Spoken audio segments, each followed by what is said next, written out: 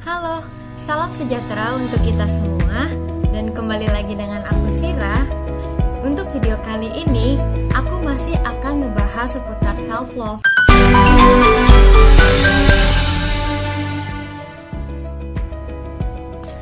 Masih pembahasan singkatnya, karena ini sebenarnya masih lanjutan dari yang kemarin juga sih. Dan karena aku baru sadar juga setelah video yang kemarin itu jadi, ternyata ada satu pertanyaan yang belum terjawab secara eksplisit, yaitu pertanyaan tentang sejauh apa sih self-love itu dibutuhkan. Nah, jadi sedikit recap pembahasan kemarin tentang tingkatan-tingkatan tersebut. Nah, yang mana ada yang namanya self-like, selfish, self-love, dan selfless. Nah, dari penjelasan-penjelasan yang udah dijabarkan kemarin, sebenarnya kita udah bisa memahami bahwa self-love itu bisa menjadi standar untuk kita menjalani hidup dengan bahagia, sehat, dan utuh. Ya, ibaratnya kayak standarnya itu seperti KKM di sekolah lah ya. Setidaknya kita harus mencapai KKM nih. Tapi kalau misalnya kita bisa mencapai KKM ataupun lebih, dan ketika kita di posisi lebih itu, kan artinya kita melampaui, dan itu bisa menjadi lebih mudah untuk kita. Nah, terus apa jadinya kalau kita sebenarnya belum mampu mencapai KKM, tapi kita maksa lanjut untuk mengerjakan soal-soal yang lebih rumit? Yang ada kita ngejalaninnya dan mengerjakannya dengan terseok-seok. Nah, sama seperti self-love. Jadi setidaknya kita harus bisa self-love dulu atau mencintai diri kita sendiri dulu. Baru kita bisa mengerjakan masalah-masalah yang lebih complicated. Tapi untuk mencapai KKM itu sendiri aja gak semudah itu langsung auto KKM. Butuh perjuangan juga, butuh usaha juga. Belajar, gagal, belajar lagi, gagal lagi, sampai ngerti dan benar-benar mencapai KKM itu. Dan kalau bisa mencapai hasilnya dengan usaha sendiri, itu rasanya bisa bahagia banget. Terus, kenapa sih self-love itu harus diusahakan? Yang namanya cinta kan biasanya tumbuh sendiri. Masa harus diusahakan sih? Lagi pula, emang yang namanya self-love itu bisa gagal ya?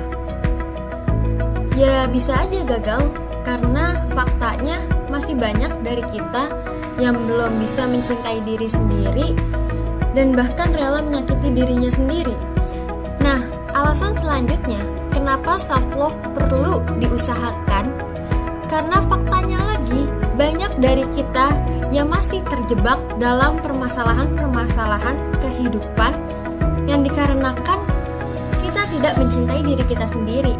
Contoh masalah itu ya kayak toxic relationship, terus pengembangan diri yang gak meningkat, terus juga gak bisa senang dengan apa yang kita kerjakan dan lakukan, dan sebagainya.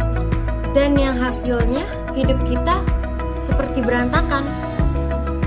Terus apa hubungannya antara self-love dengan kebahagiaan dalam menjalani permasalahan-permasalahan hidup yang seperti itu?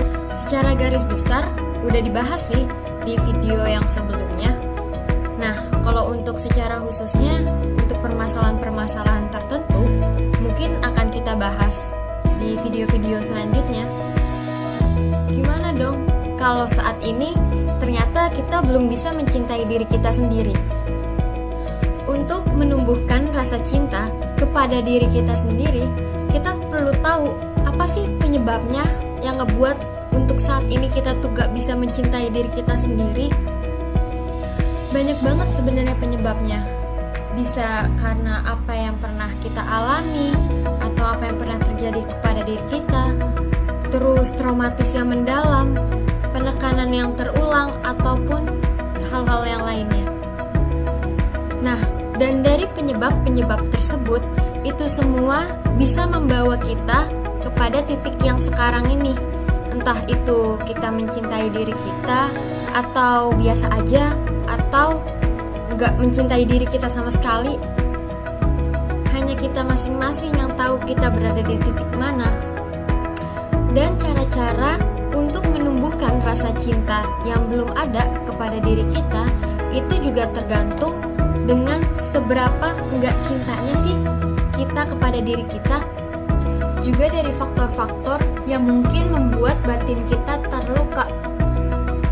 Nah, semakin dalam lukanya, apalagi ngebuat kita sampai benci sama diri kita, bahkan bisa melukai diri kita sendiri.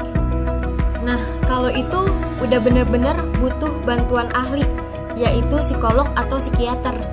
Karena permasalahannya itu udah lebih kompleks.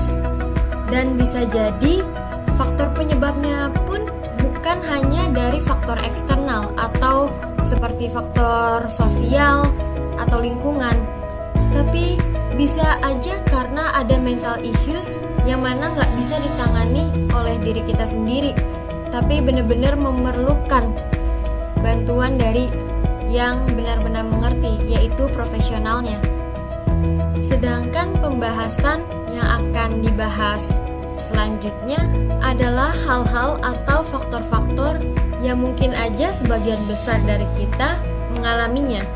Walaupun yang membawa kita ke titik ini bukan hanya karena satu faktor, tapi bisa juga karena beberapa faktor. Walaupun nggak mutlak pembahasannya itu, misalnya apa yang membuat kita di titik ini adalah karena hal itu, atau karena hal ini, atau karena hal apapun yang ada di pembahasan kita. Tapi bisa aja hal-hal yang kita bahas itu adalah hal yang sering terjadi, berdampak besar kepada diri kita, tapi sering banget diabaikan banyak orang. Dan gimana cara-cara untuk menumbuhkan rasa cinta kepada diri kita sendiri, dan apapun sebabnya itu, garis besarnya adalah healing. Entah itu dengan self-healing atau bantuan profesional. Dan prosesnya itu nggak sebentar, bahkan membutuhkan proses yang sangat panjang dan bisa jadi itu menjadi project kita seumur hidup. Oh ya, sekali lagi, nggak apa-apa dimanapun titik kita berada saat ini. Yang penting kita terus berprogres untuk diri kita, walaupun hanya langkah-langkah kecil. Jadi, ayo mulai, walau sedikit banget. Itu dulu untuk video kali ini. Dan maaf kalau ternyata videonya masih banyak. Sebenarnya itu secara garis besarnya, dan bisa langsung masuk kepada pembahasan-pembahasannya nanti. Jadi gak bingung lagi kenapa begini, kenapa begitu. Dan ya, terima kasih. Dan apabila ada kesalahan kata-kata yang aku ucapkan selama video ini, dan mungkin aja ada hal-hal yang belum aku ketahui, bisa ditambahkan di kolom komentar atau di DM ke Instagram aku, karena kita sama-sama belajar dan berbagi. Terima kasih.